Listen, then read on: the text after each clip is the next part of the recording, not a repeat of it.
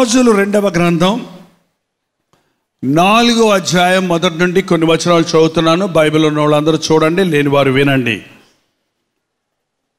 అంతట ప్రవక్తల శిష్యులలో ఒకని భార్య, నీ దాసుడైన నా పెనిమిటి చనిపోయెను, అతడు యెహోవా యందు భక్తి గలవాడై ఉండనని నీకు తెలిసే ఉన్నది. ఇప్పుడు అప్పులవాడు నా 2 కుమారులు తనకు దాసులుగా ఉండుటకై వారిని పట్టుకొని పోవుటకు వచ్చి ఉన్నాడని ఎలీషాకు మొర్రపెట్టగా. ఎలీషా ఎవరో? ఎలీషా ఎందుకు తెలియదండి? ఎలీషా అంటే వడ్డీ వ్యాపారం చేస్తాడు ఆయనే కదండి అన్నాడు. అయ్యయ్యో, ఈ రోజుల్లో ఎలీషాలని పేర్లు పెట్టుకున్నోళ్ళు, అబ్రహాం అని పేర్లు పెట్టుకున్నోళ్ళు, దావీద్ అని పేర్లు పెట్టుకున్నోళ్ళ గురించి మనకు తెలిసేమో, కానీ బైబిల్లో ఉన్న ఈ భక్తుల గురించి మనం తెలుసుకోవటం లేదు. కారణం, మనం బైబిల్లో చదవటం లేదు. పొద్దున్న లేచిన వెంటనే వాక్యం వింటున్నందుకు చాలా వందనాలు. విన్న వాక్యం మనసులో ఉంచుకుంటున్నారా? లేకపోతే విని ఈ చెవితో వదిలేస్తున్నారా? వదిలేయకూడదు. అంతా 30 నిమిషాల ప్రోగ్రాం మీకు గుర్తుండకపోయినా, నీ మనస్సుకు అవసరమైన, నీ హృదయాన్ని తాకిన మాటని, ఒక వాగ్దానాన్ని, ఒక ఆదరణను, ఒక హెచ్చరికను నీ మనసులో ఉంచుకొని ఆ రోజంతా నీవు దాన్ని అనుసరిస్తే, ధ్యానిస్తే దీవించబడతావు. ఎలీషా ఒక ప్రవక్త కాకముందు ఆయన ఎవరో? ఒక భూస్వామి. ఎవరండి? 12 అరకలు పెట్టి భూమి దున్నేవాడంట. అంటే ఎంత భూస్వామో అర్థం చేసుకోండి. ఒక అరక ఉంటేనే గొప్ప. మీకు అరకలంటే తెలియదేమో. ఇప్పుడు పల్లెటూరులో కూడా అరకలు పోయి ఏమొచ్చినాయి? ట్రాక్టర్లు వచ్చాయి. ఎన్ని ట్రాక్టర్లు ఉన్నాయన్నమాట ఆయనకి? 12 ట్రాక్టర్లు పెట్టి భూమి దున్నుతున్నాడంటే ఎంత గొప్ప భూస్వామో అర్థం చేసుకోండి. 12వ ట్రాక్టర్ ఆయనే డ్రైవ్ చేసుకుంటున్నాడంట, మిగిలిన వాళ్ళు కూలోళ్ళతో డ్రైవ్ చేయిస్తూ. అంత ధనము కలిగినప్పటికీ బాధ్యత కలిగిన వ్యక్తి. దేవుడు అతని యొక్క నమ్మకత్వాన్ని చూశాడు, బాధ్యతను చూశాడు. ఏలియా ఎవరో? ఇద్దరు ఒకటేనా? ఏలియా వేరు, ఎలీషా వేరు. ఏలియా ఎవరు? ఆయన ఒక దైవజనుడు.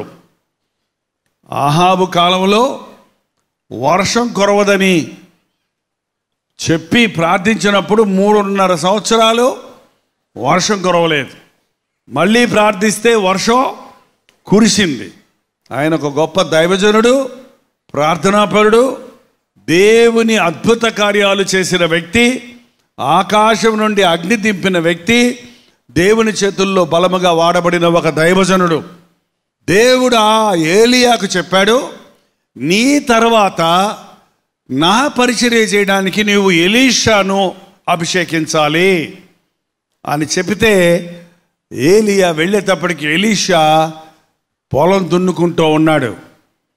అతడు దుప్పటి తీసి అతడు భుజముల మీద వేస్తే, నిన్ను దేవుడు పిలుస్తున్నాడు, ఆయన సేవకు రమ్మని అడిగితే, నాకు పని ఉంది, నాకు పొలం ఉంది, నాకు కుదరదు, నేను ఏం చేస్తాను అనే సాకులేమీ చెప్పకుండా, దేవుడు పిలిచాడా నన్ను అని తన సమస్తము విడిచిపెట్టి ఏలియా వెంబడి వెళ్ళి ఆయనకి ఉపచారము చేశాడట.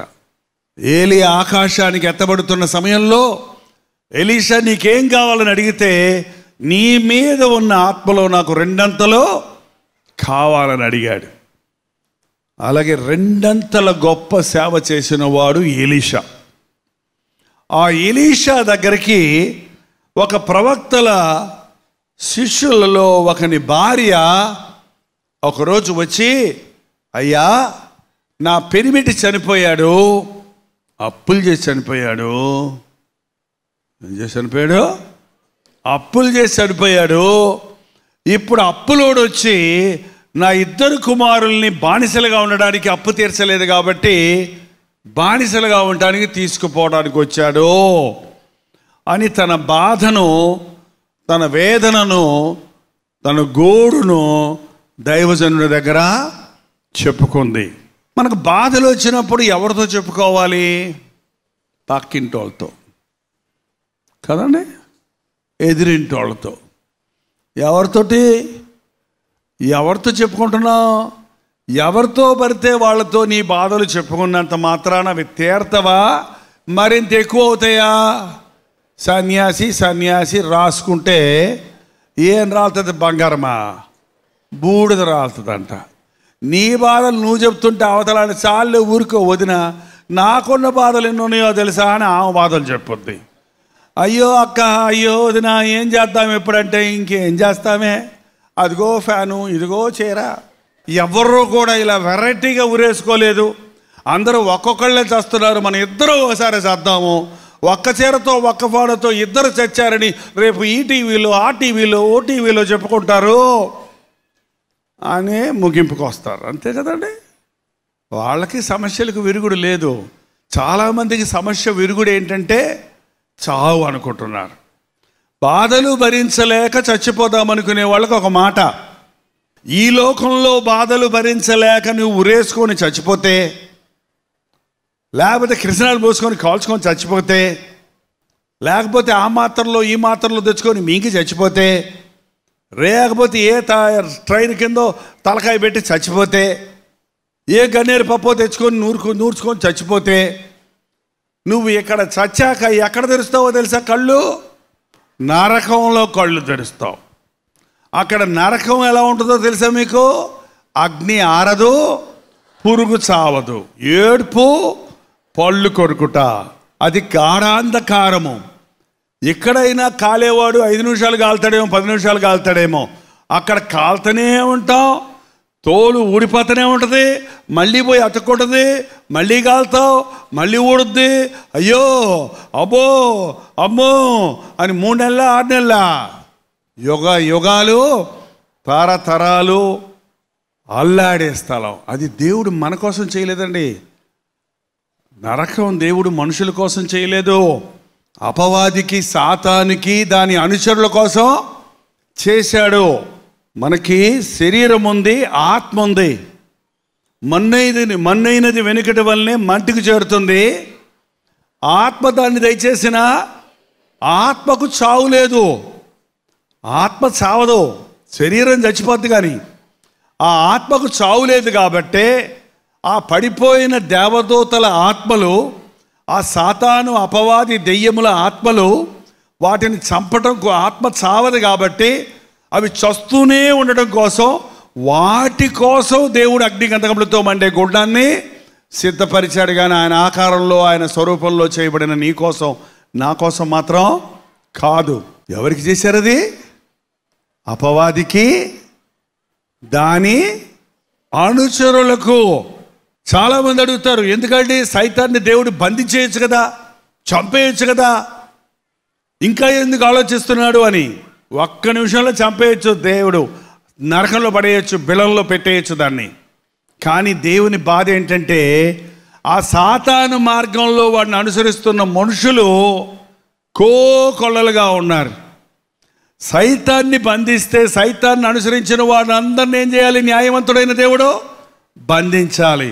అందుకే ఏ ఒక్కడు నశించటం ఇష్టం లేక మన కోసమే సాతానుని ఇంకా ఓర్చుకుంటున్నాడు దేవుడు. నువ్వు యేసు ప్రభువుని రక్షకుడికి అంగీకరిస్తే, నీ పాపముల కొరకు నీ స్థానంలో చనిపోయిన యేసు ప్రభువుని నీ రక్షకుడికి అంగీకరిస్తే, క్రీస్తు యేసునందు ఉన్న వారికి ఏ శిక్షావిధి లేదు. మన కొరకు నరకానికి వెళ్ళొచ్చిన ప్రభు మనల్ని నరకాన్ని తప్పించడానికి సమర్థుడు. కాబట్టి ఆయన సువార్త సకల జనులకు వెళ్ళాలి. ప్రతి ఒక్కరికి యేసునామంలో పాపక్షమాపణ ఉన్నది అన్న విషయం ఒక్కసారన్నా వినబడాలి. అంతవరకు నేను రాను, రెండవ రాకడలో అంతవరకు నేను సాతానుని బంధించను అని ప్రభు ఓర్చుకుంటున్నాడు, కనిపెడుతున్నాడు. అది మనుషులకి మరింత నిర్లక్ష్యమైపోయింది. దయచేసి చచ్చిపోతాను అనే మాట మీ నోట రానివ్వకండి. వచ్చింది అన్నోళ్ళు ఒకసారి చేసి చూపిస్తారా? చచ్చిపోతాను అన్నానండి, అనుకుంటున్నానండి అప్పుడప్పుడు. ఒకసారి అనుకున్నానని అన్న వాళ్ళందరూ చేయి చూపిస్తారా? ఏం పాపం ఏం కాదు, తప్పేం కాదు, చూపించండి. మంచోళ్ళు ఉన్నారండి మన మీటింగ్లో, మంచోళ్ళు ఉన్నారు. ఇంతమంది చెడ్డోళ్ళ మధ్య కొంతమంది మంచోళ్ళు ఉన్నారు. నిజం చెప్పినోడు మంచోడు, అబద్ధం చెప్పినోడు చెడ్డోళ్ళు. మీరందరూ ఒకవేళ చావను, నేను చస్తాను అనుకోలేదు, మీరు ఇంకోలా అని ఉంటారు. చావు అన్నారా? చావు. పిల్లలు ఏడుతున్నారు అనుకో, తిని చావరా అంటారు. తిని చస్తాడా మళ్ళాడు? అదేంటి తిని చచ్చిపోమంటారేంటి పిల్లోడిని బతకడానికి? కొనుక్కొని చావరా? కొనుక్కున్నాక మళ్ళీ చావడం ఎందుకు? ఏంటండి ఊతపదమైపోయింది చాలామంది నోట. మీ నోట నుండి చావు అనే మాట రాకూడదు ఈ రోజు నుంచి. ఎవరన్నా అన్నారంటే మీ ఆయనంటే మీరు ఇదిగో జైపాల్ గారికి చెప్తారని చెప్పండి. ఇది సైతాను మాట, ఇది దేవుని మాట కాదు. దేవుని మాట ఏంటో తెలుసా? నేను చావను, నేను బ్రతికి నా దేవుని కార్యాలు వివరిస్తా. నా కష్టాలు తీర్చే ప్రభువు నాకున్నాడు, నా కన్నీటిని తుడిచే ప్రభువు నాకున్నాడు, నా బాధ ఎరిగిన దేవుడు నాకున్నాడు, నన్ను ఆదరించే ప్రభువు ఉన్నాడు. ఈ చులకనైన శ్రమలకి నేనెందుకు చచ్చి నిరంతరమైన శ్రమలు పాలవ్వాలి? ఈ లోకంలో వచ్చే తాత్కాలికమైన శ్రమలకు భయపడి నిరంతరం అగ్నిగంధకములతో మండే గుండంలో నేనెందుకు ఉండాలి? ఈ చులకనైన శ్రమలు తప్పించగలిగిన ప్రభువు నాకు ఉన్నాడు. కొంతమందికి రాత్రి వస్తే భయం అండి. రాత్రి వచ్చింది, చీకటి చీకటి చీకటి. కొంతమందికి ఉరుములు మెరుపులు వచ్చాయనుకో అంటారు. ఎంతసేపు ఉంటాయి ఉరుములు చెప్పు? రోజంతా ఉంటాయా? 3 సార్లు 4 సార్లు మళ్ళీ అంతే, అయిపోయింది. అంతలోకి చచ్చిపోవాల్సిన అవసరం ఏముంది? రాత్రి వచ్చిందంటే కళ్ళు మూసుకో నిద్రపోతావు. కళ్ళు తెరిచేసరికి ఏమొస్తుంది? కళ్ళు మూసుకొని నిద్రపోతే తెల్లారితడికి ఏమొస్తుందండి? వెలుతురు వస్తుంది. శ్రమలు అంతే. శ్రమల్లో దేవుడికి మొరపెట్టు, దేవుడు వెలిగిస్తాడు, దేవుడు విడుదలిస్తాడు, దేవుడు జయమిస్తాడు. అంతేగాని భయపడినప్పుడు భయపడుట వలన ఉరుచుద్దంటండి. భయపడకూడదు. పరిశుద్ధ గ్రంథంలో 365 సార్లు భయపడకో భయపడకో భయపడకో చెప్తూనే ఉన్నాడు దేవుడు. ఎన్ని రకాల భయాలతో మనుషుడు ఈ రోజున పీడించబడుతూ ఉన్నాడు. రోగాల భయం, ఆర్థిక ఇబ్బందుల భయం, పెళ్ళిళ్ళు అవ్వలేదని భయం, పెళ్ళిళ్ళు అయ్యాక వాళ్ళు జగడబాడుకుంటున్నారని భయం, పిల్లలు లేరని భయం, ఏంటంటే జబ్బులు వస్తాయని భయం, ఎవరో చంపేస్తారని భయం, యాక్సిడెంట్ అవుద్దని భయం. కొంతమంది బండ్లు ఎక్కరో యాక్సిడెంట్ అవుద్దని. బండ్లు ఎక్కి యాక్సిడెంట్ అవ్వకుండా ఇంట్లో యాక్సిడెంట్ అవుదా ఏంటండి? ఇంట్లో నువ్వు నీ ఫ్యాన్ లూజ్ అయిపోయి దబాలు నెత్తిన పడింది అనుకో, ఏమవుతావు? నువ్వు ఎప్పుడు బస్సు ఎక్కలేదు, బాగానే ఉంది. ఇంట్లో అవదా? నిన్ను కాపాడేవాడు కొనుకడో. నువ్వు బయటికి వెళ్ళినా కాపాడతాడు, ఇంట్లో ఉన్నా కాపాడతాడు యేసుప్రభు నీ దేవుడైతే. భయపడవలసిన అవసరమో? భయం వేస్తే ప్రభువును పిలువు. గాఢాంధకార లోయలో సంచరించినను ఏ అపాయము నాకు లాదు, ఏ కీడుకు నేను భయపడను.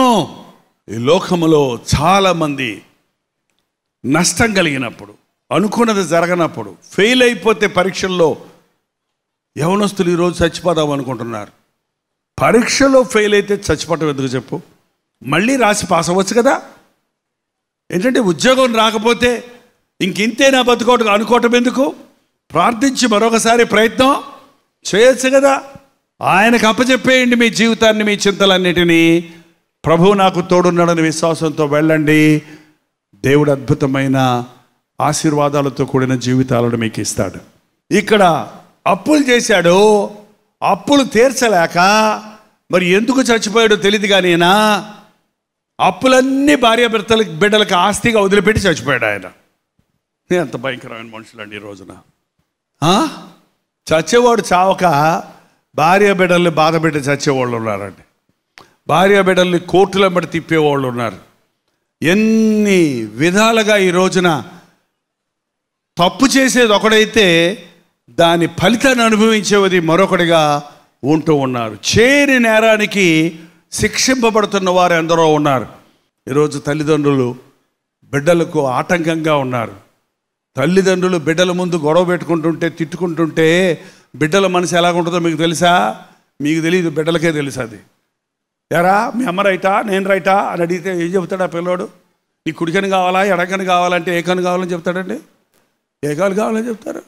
అమ్మ మీద ప్రేమ ఉంటుంది, నాన్న మీద. అమ్మ నాన్న బాగుంటేనే బిడ్డల ముఖాల్లో నవ్వు ఉంటుంది. వాళ్ళు చదువుకుంటే పాస్ అవుతారు. పాస్ అవ్వలేదు దరిద్రుడా అని తిడుతుంటావు. నువ్వేమో రోజు తిట్టుకుంటుంటే మీ గురించి ఆలోచిస్తూ వాడు చదువుకోకుండా మనసు నెమ్మది లేక ఫెయిల్ అయిపోతే మళ్ళీ వాడినంటే ఏం ప్రయోజనం? ఆ తప్పెవరదే? నీదే. ఎంతమంది మీ ఇళ్లలో కుటుంబ ప్రార్థన చేసుకుంటారో చేయి చూపించండి. అసలు కుటుంబ ప్రార్థన అంటే ఏంటండి అని అడిగాడు ఒక ఆయన. చూడండి, ఒక నలుగురే చేయొద్దండి.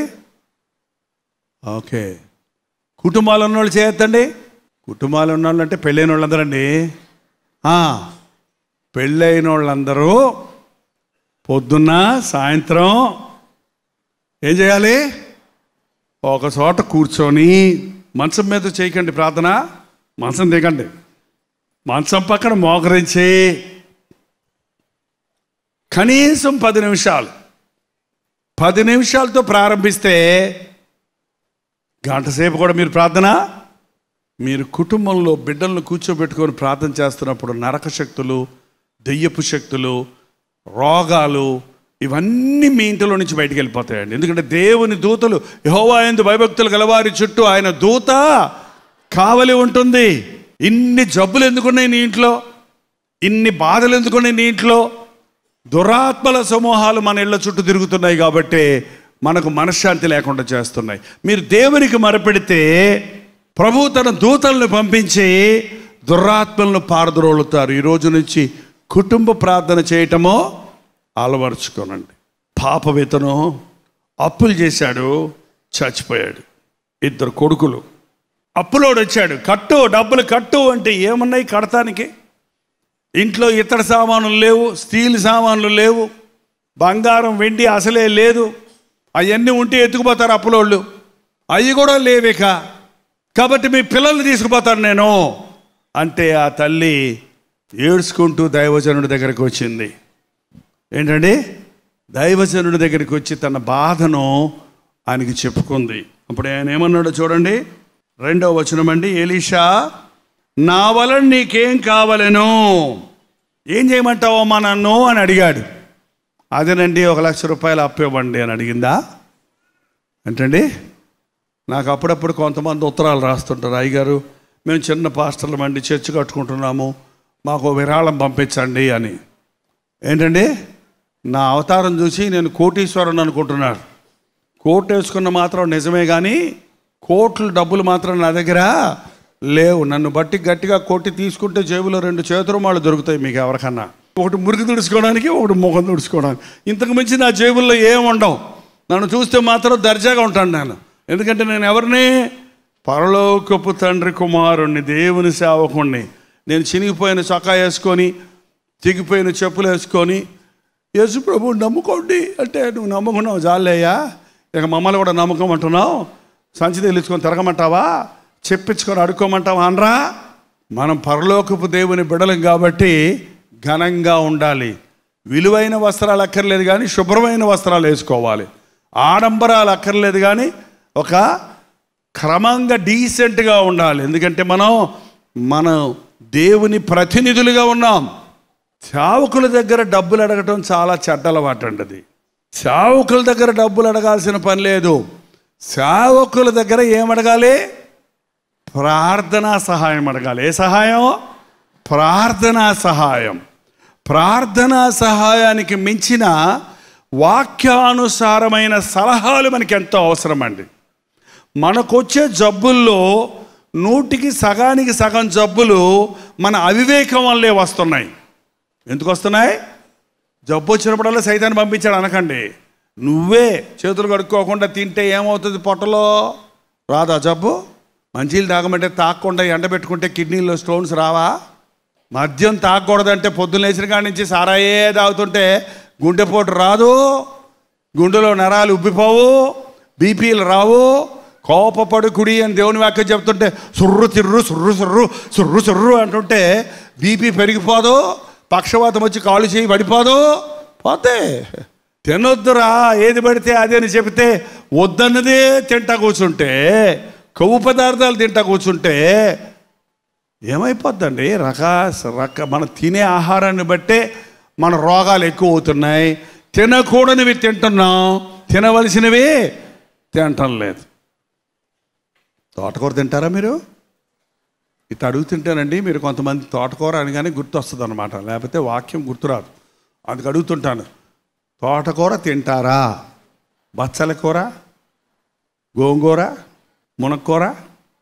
మీ అబ్బాయికి ఉండి పెడితే గడ్డి పెట్టావు, గడ్డి. చికెన్ ఏది? చికెను గడ్డి. ఏం కావాలి? చికెన్ కావాలి. చికెన్ తిని చికెన్ గునియా వచ్చిందంటారు. ఏంటండి? ఎప్పుడు చూసినా మాంసాహారం, మాంసాపేక్ష ఒంటిని చెడగొట్టేది. కాబట్టి మనుషులు రకరకాల జబ్బుల పాలైపోతున్నారు. నీ దేహాన్ని, చెరుపు దాన్ని దూరంగా ఉంచుకోమని దేవుని వాక్యం చెబుతుంది. ఎలీషా దగ్గరకు వచ్చి అడిగితే, ఏం చేయమంటావో నన్ను? నీ దగ్గర ఏముంది అని అడిగాడు. నీ దగ్గర చూడండి, దేవుడు ఎప్పుడు కూడా శూన్యంలో నుంచి ఏం చేయడండి. ఆయన నీ దగ్గర ఉన్నదాన్ని దీవిస్తాడు. మాయలు చేసేవాడు కాదు మన దేవుడు. చెప్పండి, మాయలు చేసేవాడు కాదు మన దేవుడు. బూటకాల దేవుడు కాదు ఈయన, యథార్థమైన కార్యాలు చేసేవాడు. ఆయన నిన్ను ఆశీర్వదించాలంటే నీ దగ్గర ఉన్నది ఆయన చేతుల్లో పెట్టాలి. 5,000 మంది పురుషులు, లెక్కించలేనంత మంది పిల్లలు, స్త్రీలు ఉన్నారండి అక్కడ. ఇంచుమించు 20,000 మంది ఉన్నారు. వాళ్ళందరికీ భోజనం పెట్టమంటే శిష్యులు అన్నారు, అబ్బా ఇంత కొనాలంటే 250 దినారాలు కావాలి, ఎక్కడెక్కడ కొట్లు లేవు కొనటానికి అని లెక్కలు వేసుకుంటుంటే ప్రభు ఏమన్నాడు తెలుసా? మీ దగ్గర ఏముంది అంటే, ఒక అబ్బాయి వచ్చాడంట ముందుకి. ఏముందంట అబ్బాయి దగ్గర? నా దగ్గర 5 రొట్టెలు 2 చేపలు ఉన్నాయి. ఎంతమంది ఉన్నారు? 20,000 మందికి 5 రొట్టెలు 2 చేపలు అంటే పక్కపక్క నవరా. కానీ ప్రభు ఏమన్నాడు? అది నా దగ్గరికి తీసుకురా. అది ఆయన చేతుల్లో పెట్టినప్పుడు ఆయన ఆశీర్వదించి ఇచ్చాడట. అది పంచుతూ ఉంటే వస్తూ ఉంది. మెక్కి తిన్నారు. ఒక్కొక్కళ్ళు మొక్కలు కింద పడేసి అంత తిన్నారు. అందరూ తిన్న తర్వాత 12 గంపల మొక్కలు ఎత్తారు. ఆ దేవుడేనా మన దేవుడు? అవునా కాదా చెప్పండి? మరి నీ ఇంట్లో కరువు ఉన్నప్పుడు ఏం చేస్తున్నావు? నీ ఇంట్లో అప్పు ఉన్నప్పుడు ఏం చేస్తున్నావు? నీ ఇంట్లో తిండి లేనప్పుడు ఏం చేస్తున్నావు? నీకు కష్టం వచ్చినప్పుడు ఏం చేస్తున్నావు? నీ దేవుని సన్నిధికి వెళ్ళి నీ దగ్గర ఉన్నదాన్ని దీవించమని అడుగుతున్నావా? ఏలియా అన్నాడు, నాకు ఒక రొట్టె చేసి తెచ్చి ఇచ్చి తర్వాత నువ్వు నీ కుమారుడు తినమంటే ఆమందే, అయ్యా తొట్టిలో కొంచెం పిండి, బుడ్డిలో కొంచెం నూనె ఉంది, చివరగా ఒక అప్పం చేసి పిల్లోడికి ఇచ్చి ఆ తర్వాత ఇంకా అట్లాగే చచ్చిపోదాం అనుకుంటున్నావు, పొలలు ఏరుకోవడానికి వచ్చాను అందండి. ముందు నాకు ఒక రొట్టె తెచ్చిపెట్టు, తర్వాత నువ్వు నీ పిల్లోడు తినమంటే ఆమె విశ్వాసంతో ఆ దైవజనుని మాటకు లోబడింది. పిండి తీసి రొట్టె చేసింది, దైవజనుడికి ఇచ్చింది. మళ్ళీ పిండి తీసి రొట్టె చేసింది, కుమారుడికి ఇచ్చింది. మళ్ళీ చేయబడితే మళ్ళీ వచ్చింది, తను తింది. అలాగూ కరువు కాలం అంతా తొట్టిలో పిండి తక్కువ కాలేదు, బుడ్డిలో పిండి నూనె అయిపోలేదు. పొద్దున కొంటారు, సాయంత్రం బియ్యం లేవు అంటారు కదండి. బియ్యం డబ్బా ఉందా మీ ఇంట్లో? బియ్యం బస్తా ఉందా? కొంతమంది బస్తాలే పెట్టుకుంటారు, 2 నెలలకు సరిపోయినన్ని. సగమేమో ఎలకలు తింటుంటాయి. కొంతమంది డబ్బాలో రేషన్ తెచ్చి పోసుకుంటూ ఉంటారు.